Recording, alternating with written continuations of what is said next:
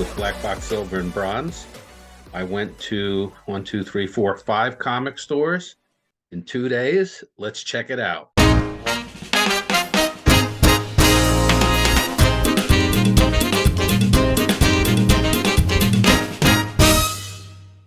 Hey, comic addicts. Today is Thursday. Yesterday, Wednesday, the day before Tuesday, I hit up some comic stores, traveled around the area here. So what happened was I'm a teacher, school is winding down, and we're just doing exams this week. I'm done now, but Tuesday I got out early and I was scrolling through Instagram and this picture came up in my feed and it showed a bunch of comic books and it said it was in Powder Springs, Georgia. And I live in Chattanooga, which is in the southeastern corner of Tennessee, which just abuts Alabama and Georgia. So I said, let me see how close that is. And it was in driving distance and I had a free day. So I hopped in the car and went down there because those comics looked like the kind of comics that I was interested in. So I went down to this store. It's called The Ones You Loved Comics in Powder Springs, Georgia. And it's in an antique mall. So it's one of the booths in an antique mall. So I went there and real nice setup, lots of great comics, but most of the stuff I already had. So I was only able to get one comic from this shop, which is Ghostly Haunts, number 20. This is from September of 1971. These cover pictures are taken from some interior panels. But this is the first issue of the series, even though it's number 20. This is the one it starts at, and it runs through number 58, which goes through April of 1978. So I'm guessing that Charlton probably continued this from the numbering from a previous comic. I'm not sure which one. If anybody knows, leave it down in the comments below. So when I was checking out, the guy at the register, his name was Chris, and it was his little comic booth. And it turns out he's got a lot more comics than that, a lot of Golden Age comics. And he brings those to like conventions. He does conventions as well as selling there. So hopefully I'm going to be able to get more from him. Real nice guy. Moved out to Georgia a year or two ago, maybe within the past 3 years, from I think he said Portland, maybe Seattle, but real nice guy. And I got that comic from him. I looked around the antique store and I found a couple of other cool things too at this store. I got Big Little Book number 10, which is Woody Woodpecker and the Meteor Menace. And this is from 1967. And unlike the older Big Little books, these are colorized. So there's a bunch of great, every other page is a picture in here. And, there's some great Woody Woodpecker art in there. So I picked that up. And then something really, really cool, I think, is this Blondie and Dagwood's Secret Service book. Think of it kind of like a Hardy Boys book. It's a story, and there's pictures throughout. About every 15 to 20 pages, there's a picture. This is from 1942. Here's one of the cool pictures in it. This one's towards the end of the story, but you can see some interesting looking characters there eating at the table with Dagwood's family. But this is from 1942. This vendor had 3 different Blondie books. This must have been a series. It doesn't have a number, but there were 2 other ones. There was Adventure in Magic, and there was Blondie and Dagwood's Snapshot Clue. This is the one that I like the best, so I snagged this one. And as I was looking through it, some really cool things. It was around the time of war bonds. So it's telling you here, save cooking fats and grease for the war effort, and buy more war bonds and stamps for the war effort. And the other books were like that too. I thought it was a really colorful cover, so I took that. And then the last thing I got at this, it's called the Treasure Hunt Antique Mall. I got this Star Wars, the Clone Wars Slaves of the Republic. This is about the size of those Japanese books. What do they call them? Manga. It's about that size. It's a Dark Horse comic story. And according to Alan, I reached out to Alan when I saw it there because he showed one about this size, which I think is the second appearance of Ahsoka Tano in comics. I thought it might be that. It wasn't, but he says this is the third appearance of Ahsoka Tano. So that's what I got from that mall. And when I was leaving, I was talking to that guy, Chris, told him I was going back up to Chattanooga. And he said, hey, there's another guy named Chris who has a comic store. He's only been open a couple of months, and it's kind of on your way. It's a little bit out of your way, but not, it's not too far. So I headed over there, and that place was called Urban Pops Comics, and it was in Smyrna, Georgia. And the guy there, another guy named Chris, super friendly guy, really enjoyed visiting his shop. He had a lot of great comics in there, from Golden Age to modern, but he's also an artist. And so he does these, he reaches out to other artists and he has these different themes. And right now it's Godzilla. And I wish I had taken a picture of this wall to share with you, but one wall in the shop is where there's all these different paintings and creations of Godzilla, and they're for sale. They're by different artists. It's really cool. And so the next, like, does it every month or 2 months, something like that. But the next one is going to be on Universal Monsters. So that'll be cool too. But he's also an artist, he told me, for Scout Comics. So I wanted to get some things and help them out. There was a Frankenstein Comics, Dick Briefer on the wall behind him. I almost went for that, but instead I got these. I looked around the shop and I dug out all of these comics. And the first one I got was this is Spooky number 90. And I thought that was really cool. It's Harvey Comics. And it's really cool because it's got the Universal monsters on there, right? Dracula, Frankenstein, and the Wolfmen. And then I was able to find 2 issues of Scooby-Doo Mystery Comics. I got issue number 22. This one is pretty cool because it's got a 16-page fun catalog right in the center, and it's still in there, and it shows all these different toys. But I love finding these Scooby-Doo mystery comics. They're really fun to read. Throwback to watching Scooby-Doo as a kid. And I was able to find number 22 and also number 27. And so, like, a pro tip, you go to comic stores, what I found is that occasionally they'll have boxes that say like kids comics, and a lot of times they're under the table or something like that. And if I ever see those, I always like going through those because I find good Archies in there and Scooby-Doo's in there. And you could find, if you're looking for Disney stuff, it'll be in there too. But they don't seem to really care about, like, whenever there's a kid comics box, most of the times they don't care how old the comics are. It's like if it's Scooby-Doo, Bugs Bunny, Mickey Mouse, Archie, they just throw them in there. So occasionally you could find some good ones in there. And then I got 2 other comics from that store. I got Fear number 5, a really cool cover where there's a scientist transforming into the Gorilla Man. And this is a Jack Kirby cover. And those panels are pulled from Tales to Astonish number 28. So this is just a bunch of reprint stories in here from Journey into Mystery 73, Tales to Astonish 28, Strange Tales 69, and Tales to Astonish 30. This particular story is from number 28.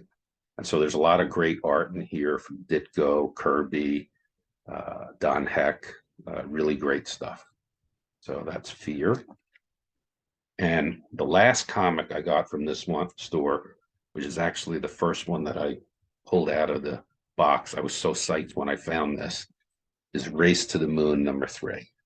And this was a a 3-issue series, and Jack Kirby did it. And I have issue 1 and 2, and I've been looking for this one. This has been on my hunt list for a long time. This is the first time I've ever seen it. So I was so excited when I pulled this out. So, oh my God, that's issue number 3. That's the one I need. So this is Race to the Moon, number 3, from November of 1958. It's got this great sci-fi cover. It says here, this lunar territory claimed by the United States of America, but you got some guys, who are trying to prevent that from happening. They look kind of Russian Soviet. Got Earth in the background, the spaceships. Kirby was always good at drawing these sci-fi space scenes. And so that was my big find from that place. So that was Tuesday. Yesterday, Wednesday, again, I got done. I had a half a day that I had to do something, give an exam, and then it was done. And the softball team was in the state tournament for the state championship out in Murfreesboro, which is about an hour and 45 minutes from here. And that was my last class. So now I'm free for the summer. So I figured, all right, it'll be a late night, but I'll go. A couple of the girls I taught were on the team. So I went out there to root them on and, just have a nice day. And what I failed to remember was that when I start driving west in Tennessee, Tennessee has 2 time zones. And so I got there way early, right? I planned to get there about like a half an hour before game time, but I wound up getting there like an hour and a half before game time. So I said, I got some time to kill. And I searched up for some comic stores near there that I could get to before the game started. And it turned out that there were 3 of them real close to this park where they were playing, like within 5-10 minutes. So I hit all 3 stores, worked out perfectly. I got to the game about 15 minutes before it started. They were warming up. So one of the places I went to was called Outer Limits Borough. And I didn't find anything there. They had a lot of great stuff, but most of it I either had already or it was slabbed. I didn't want it slabbed. So the only thing I walked out of there with was they still had a stack of comic books from Free Comic Book Day. And I never went to any comic book store in Free Comic Book Day. So they had this one, I Am Stan. And they had a whole stack of these. So I asked if I could grab one, and he said yes. And this is there's a book that's either out or coming out by Tom Scioli. And this is like maybe the first chapter of the book or something like that. It's kind of like a cartoon biography of Stan Lee. The next place I went to was called The Great Escape, and I took a picture, so I'll put that in here. And it was a really cool place. They had all kinds of used pop culture kind of items in there. They had a lot of record albums, 45s, movie posters on the wall, comic books, magazines, sci-fi anthology digests, video games, all kinds of things. It was really fun. It was like a used, kind of eclectic place. So I dug through the comic books and I found a few. They had a section where they had like, the new comics that they had gotten in recently, new collections. And in there they had a nice big run of Justice League and a big run of this. So I dug through it, and they're in really great condition, by the way. So I grabbed this one. This is All-Star Squadron number 27. I thought it looked like it was going to be a real fun read with the Spectre and Dr. Fate going at it, right? Really 2 cool characters. And they also had number 28, which the story continues into here. And I always like these comics where the Spectre is on the cover and he's like a giant. You see that a lot on the Golden Age comics that he's in. He was like a giant on the cover. And let's see, these are this one This one has it's this one, the second one, has the origin, a recap of the origin of the Spectre. But also on Grand Comic Database, it says that this comic is a postscript to All-Star Comics #2 from 1940. So there's some kind of like follow on between that story and this story. Another one I got is DC Comics Presents #8. This is from April of 1979. And it's a great cover with the Swamp Thing holding Superman back and Solomon Grundy coming in there to attack him. I love Solomon Grundy as a character, so I thought this would be a really fun comic to read. And I was watching this morning. I had a late night. I was out at the softball game. I didn't get back till midnight. So I didn't watch the Four Color Fossils last night, but I watched it this morning. And Steve from I Love Disney and Comics was showing this exact comic. I picked up an issue of an Avengers that I was missing, Avengers #138. It's a great cover by Gil Kane. This is from August of 1975, and this is a story where the Avengers are battling the Stranger. They had a lot of Avengers too. That was the only one I snagged. Some of them were good prices, some were not so good. That was a good price. And then I found this one. This is Golden Legacy #11, and it's got Men of Action, White, Wilkins, and Marshall being Thurgood Marshall. And this was by Fitzgerald Publications, the same company that did the Fast Willie comics. And they had this run of Golden Legacy. I think it ran 16 issues. It says here, copyright 1970. And basically, it was about Black history. So each of the issue was a different important historical figure who was a Black person. So I got that one. And then I went up to the counter to check out, and the woman came over to ring me up. And she said, did you look at these boxes right here? And I didn't. I didn't know they were there. There were 3 boxes by the counter. And she said, yeah, this is where we keep all of our comics that are like $20 and up about. So I dug through there and I did find one comic in there. I found House of Mystery. This is issue #28. So it's a fairly early issue in the run. It doesn't have the code on it yet. This is from July of 1954. It was only about 8 or 9 issues later where the code appeared on there. I think maybe issue 36 around there. And it's just, those kind of suspense horror stories. There's some Kurt Swan art in here and some Dick Carty interior art as well. There's about maybe 5 or 6 different stories. There's one text story, and then there's a 1-pager, and then most of them were about 4 or 5 pages, these different kind of eerie type things happening. That's what I got at the Great Escape. And then there was one more comic store, and it was only a few minutes away. All of these were like within 5 minutes of each other. It's called Grand Adventures Comics and Games. And it's a nice shop. They have, half of it is dedicated to comics and the other is games, the game tables. And there were some guys in there playing the games. So it was one of those stores that's like kind of more a game store than but they did have good comics. They had all the new comics along one wall.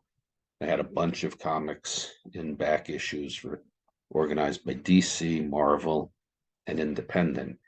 Then they had a glass countertop with a few in there. So I was looking in there and one caught my eye. And so I wound up getting it. It's Adventure Comics, #102 from February of 1946. And you could probably see here it's bent. It needs a good press. Other than that, it's really very nice and presentable. I mean, you can see there are some issues along the bottom here, over here, a little bit. There's about a 3/4 inch spine break up here. But other than that, I mean, the interior is solid. It's attached firmly. Colors are beautiful. And so I saw this in the counter. And I looked around and I came back to it. It's not a comic I was looking for, but it's one of those comics that when you see it, if you don't get it, you're probably not going to see it again. So that's how I kind of felt. I've had some comics in the past where I've left them behind and I've regretted it and I've gone back and they were gone. So I snagged it. This is a Jack Kirby and Joe Simon cover. Jack says Jack Kirby did the pencils and Joe Simon did the inks. This is the last issue where it has the big logo across the top. On the next issue, it's the same logo, but it's a lot smaller. It's about a third of the size. It's kind of tilted at an angle. The next issue was where Superboy starts on the cover. And this is the last issue with Sandman and Starman. So kind of a cool issue to have. And I just kind of felt like, yeah, I better take that one home. And so there's a Sandman story in here, there's a Starman story, and then there's a bunch of other stories for other different characters. So that was my big pickup going out to Murfreesboro, Tennessee yesterday. So that's my haul. I hope you appreciated it. Thanks for watching. See you next time. Bye bye.